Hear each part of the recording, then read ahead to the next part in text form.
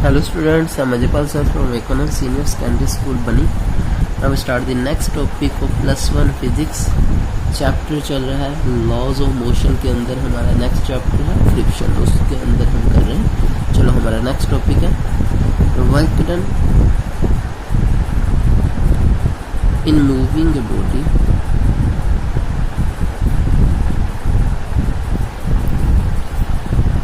Up a rough inclined plane. किसी rough inclined plane पे अब बॉडी क्या रहेगी, ऊपर की तरफ मोशन करेगी। ओके चलो हम स्टार्ट करते हैं कॉन्सेप्ट। क्या होगा कॉन्सेप्ट हमारा,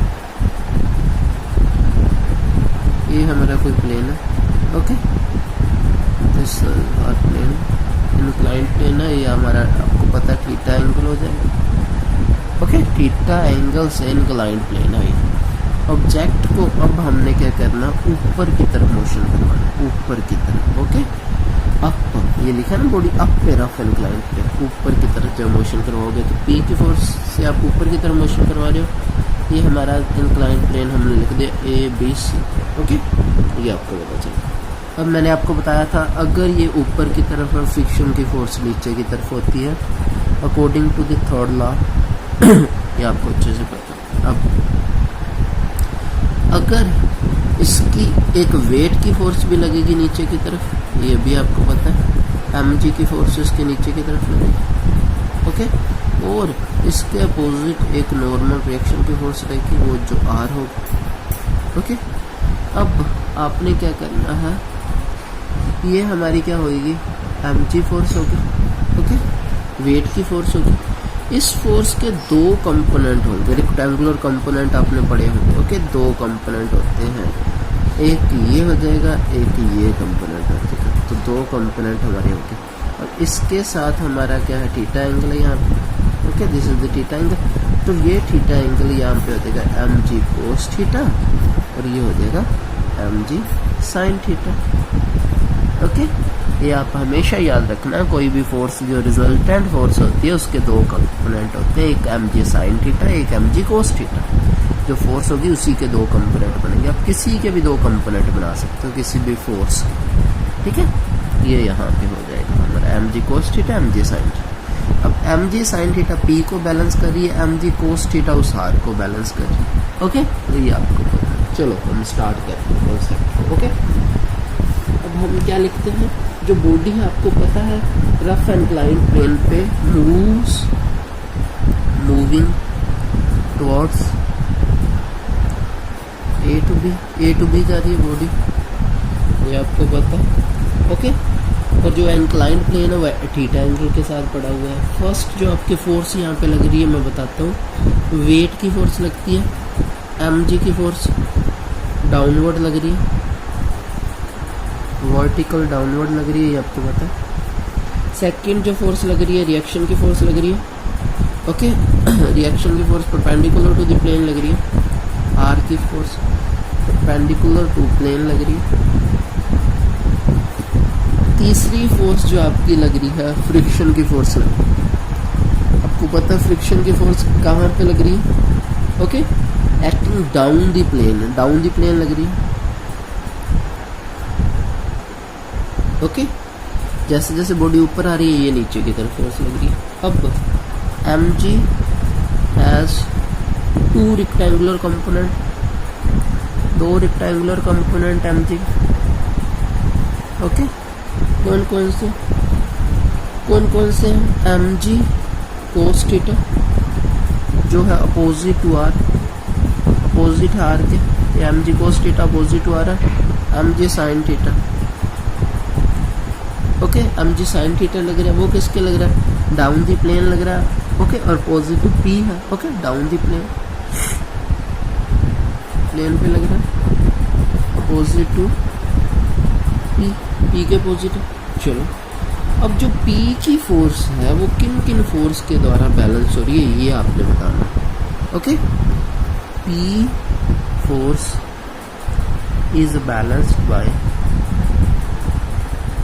कौन कौन सी पी को फोर्स बैलेंस कर रही है, देख पी इधर लग रही है, इधर देखो पी इधर लग रही है तो वापिस दो फोर्स लग रही है, एम जी साइन थीटा और एफ और एम जी साइन थीटा इस पी के बराबर है। P force is balance by F plus M ji sine theta.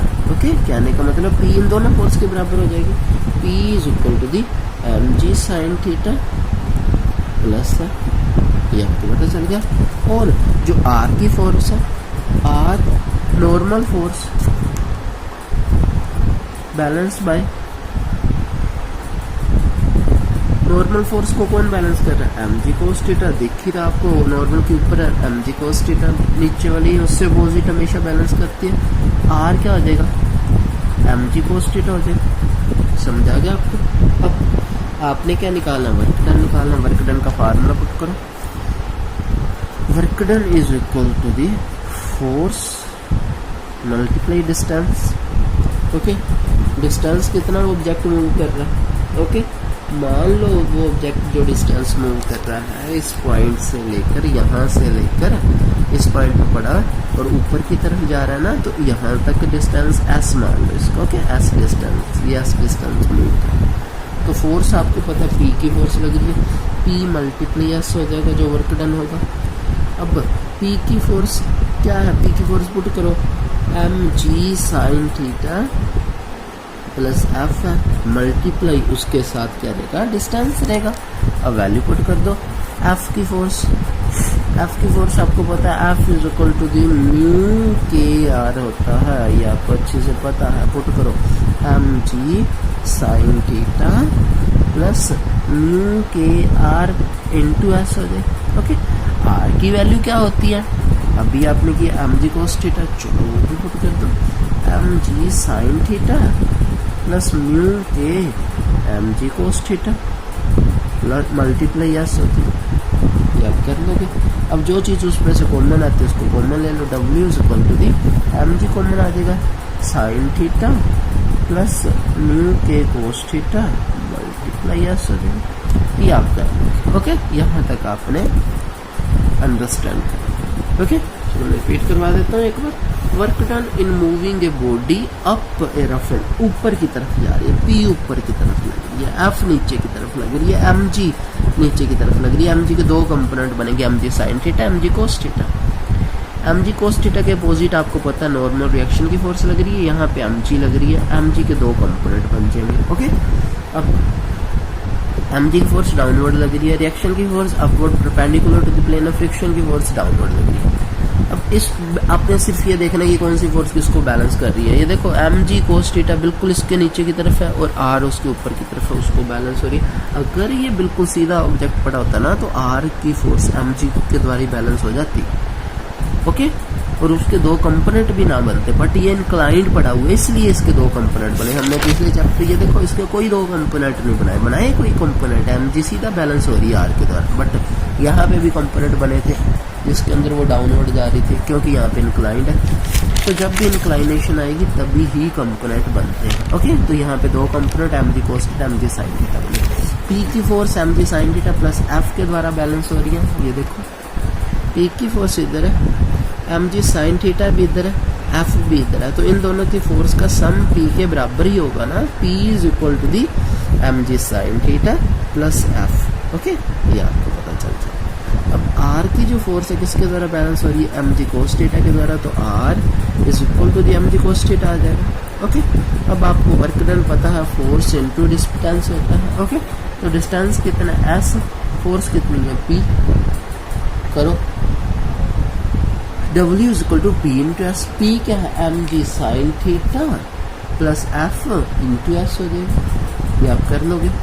Okay, ये टोटल फोर्स है। अब एफ की वैल्यू आपको पता है म्यू के आर होती है। ओके, म्यू के आपको पता है क्या होता है? कोफिशिएंट होता है फ्रिक्शन का, और के किसके लिए? काइनेटिक, क्योंकि मोशन आ रहा है, ये हो जाएगा। आर की वैल्यू आप पुट कर दोगे, क्या होगी? एम जी कोस थीटा हो जाएगी। ओके, अभी आपने की है ना आर की वैल्यू एम जी कोस थीटा, वही पुट करनी है, तो एम जी इन दोनों में से कॉमन आ जाएगा। आपके पास जो बचेगा क्या बचेगा? साइन थीटा प्लस म्यू के कोस थीटा मल्टीप्लाई एस।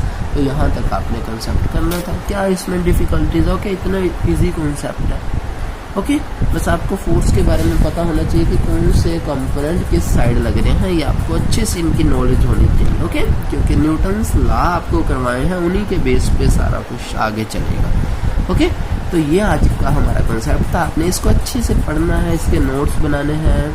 ओके, वैसे तो कोई दिक्कत नहीं आएगी अगर आप अच्छे से इसको पढ़ोगे, समझोगे। ओके, चलो फिर भी कोई दिक्कत आएगी तो आप टिक कर लेना, जब भी आपकी क्लास लगेगी तो आपको अंडरस्टैंड करवा दिया जाएगा। तो I hope you will understand this concept. Take care, stay home, stay safe, bye.